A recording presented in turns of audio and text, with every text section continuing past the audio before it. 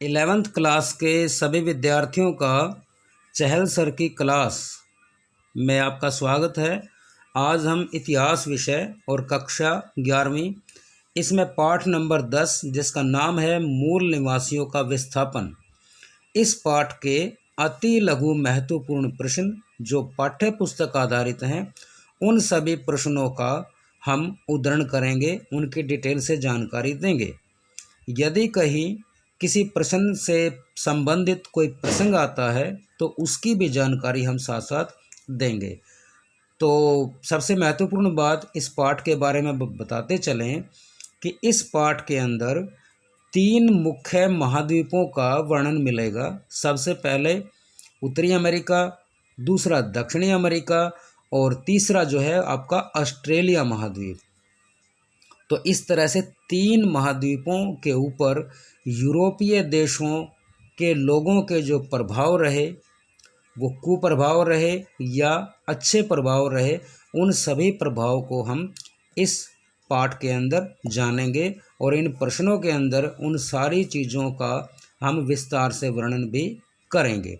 तो आइए शुरू करते हैं पाठ का पहला प्रश्न कि अमेरिका महाद्वीप में कहाँ के उपनिवेश जाकर बसने लगे थे। उपनिवेश ये कहाँ के जाके बसने लगे थे? तो 18वीं शताब्दी में यूरोपीय देशों के जो लोग थे उन्होंने अपने उपनिवेश बनाने शुरू कर दिए थे। अगला, कॉलोनी किसे कहा गया? तो उत्तर है यूरोपीय देशों के लोगों द्वारा विश्व के अन्य देशों में जो बस्तियां बसाई गई उन बस्तियों को कॉलोनी कहा गया। उन बस्तियों को कॉलोनी कहा गया।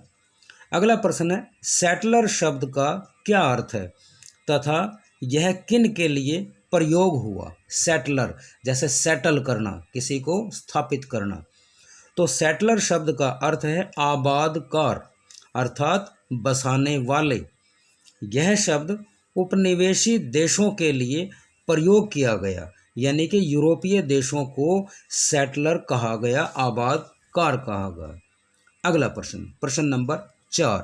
प्रश्न नंबर 4 है कि कनाडा उपनिवेश की राजभाषा क्या थी? कनाडा जो उपनिवेश था किसका? फ्रांस का, तो उसकी राजभाषा फ्रांसीसी थी। सिंपल बात है।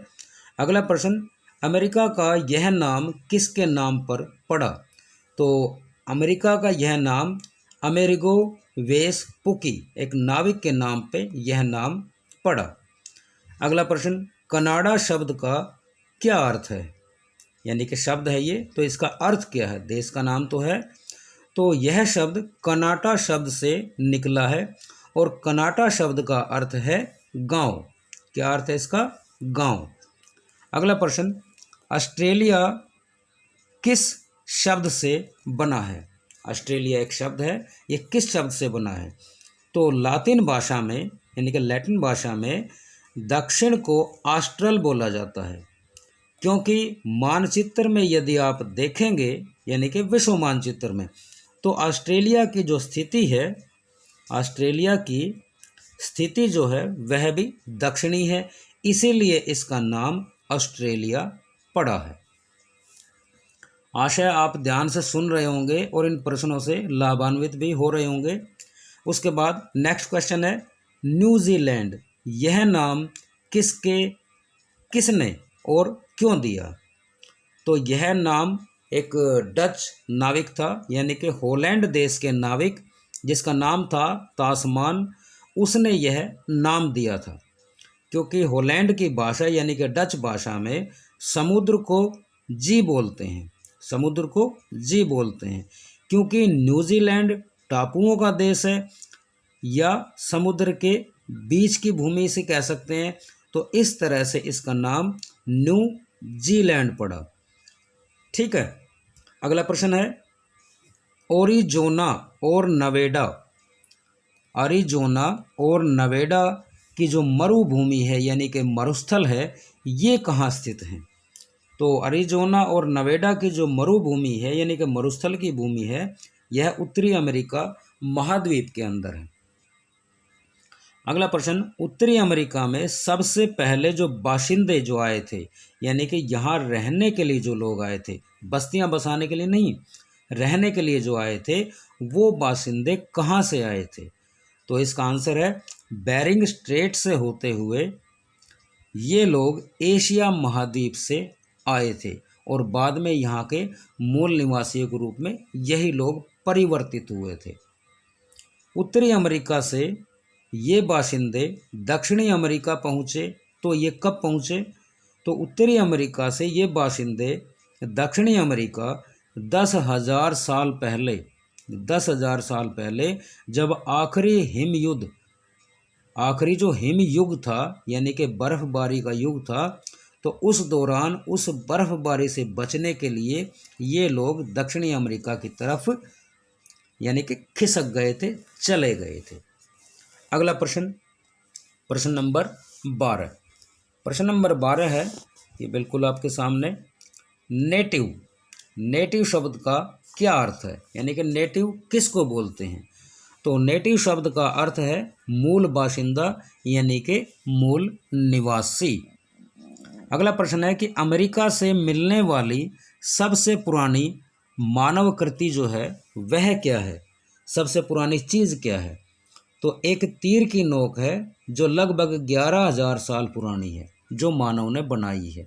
यह सबसे पुरानी मानव कृति है यानी कि मानव ने बनाई है। अगला प्रश्न है, अमेरिका में घोड़े जो आए थे ये कहाँ से आए थे या कौन लेकर आए थे?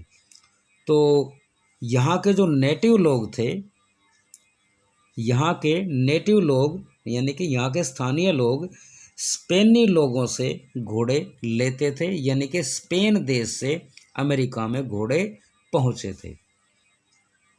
नेक्स्ट क्वेश्चन, मूल निवासी किस जानवर का अक्सर शिकार करते थे? क्योंकि प्रकृति प्रेमी थे तो ये उद्योग धंधे आदि नहीं लगाते थे, तो प्रकृति के ऊपर ही डिपेंड थे। तो बाइसन नाम का जंगली भैंसा था, अक्सर ये उसका शिकार करते थे। नेक्स्ट क्वेश्चन है, वेमपुम बेल्ट यह क्या थी?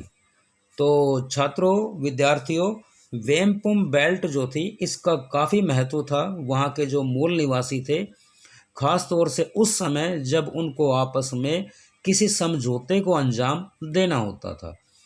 तो इसका आंसर है जो सही है, सटीक आंसर कहेंगे कि रंगीन सीपियों को आपस में सील करके, आपस में जोड़ करके यह एक बेल्ट बनाई जाती थी और अक्सर किसी समझौते के बाद इस बेल्ट का आदान प्रदान दोनों पक्ष के लोग करते थे और इस तरह से कोई डिस्प्यूट जो होता उसका निपटारा हो जाता। किसके द्वारा?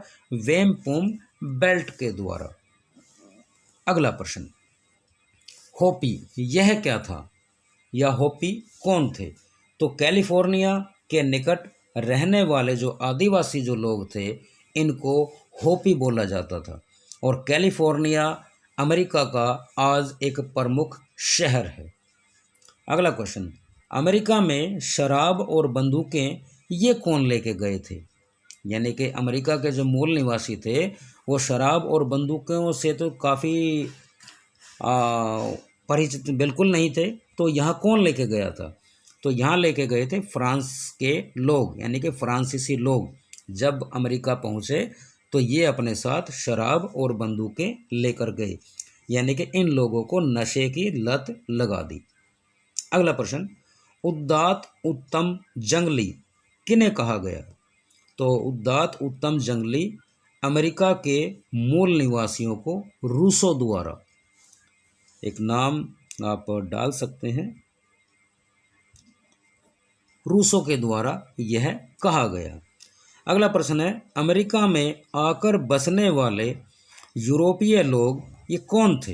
अमेरिका में जो आके लगातार यूरोप से बस रहे थे ये वास्तव में थे कौन?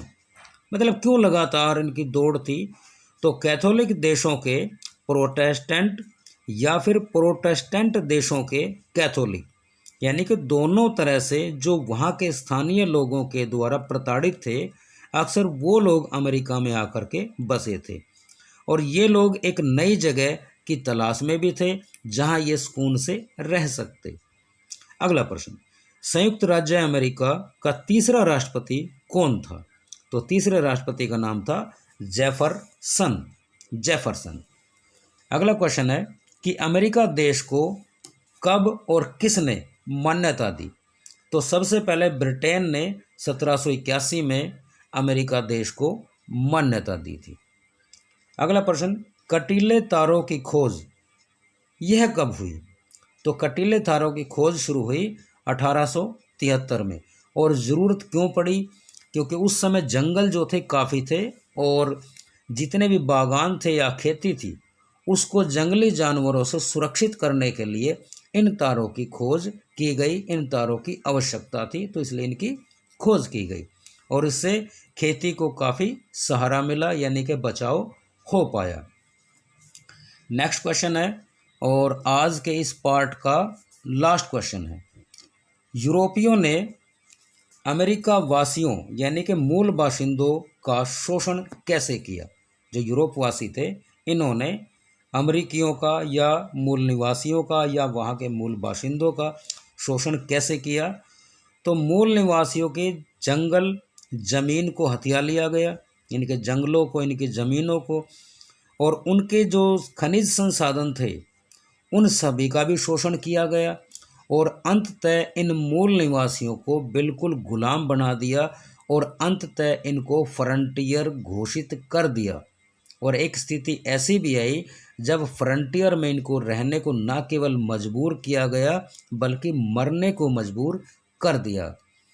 तो आज के लिए विद्यार्थियों पार्ट इसका 1 है, इस लेसन का पार्ट 2 लेकर के जल्द ही उपस्थित होंगे। तब तक आपके लिए एक संदेश है कि आप इस चैनल को जल्दी से सब्सक्राइब करें ताकि आने वाले जितने भी वीडियो होंगे वो आपको बाकी जितने भी विद्यार्थी हैं उन सबसे पहले उपलब्ध हो पाएंगे। और इस वीडियो से संदर्भित यदि कोई आपका मैसेज है तो आप कमेंट बॉक्स में भी लिख सकते हैं। धन्यवाद।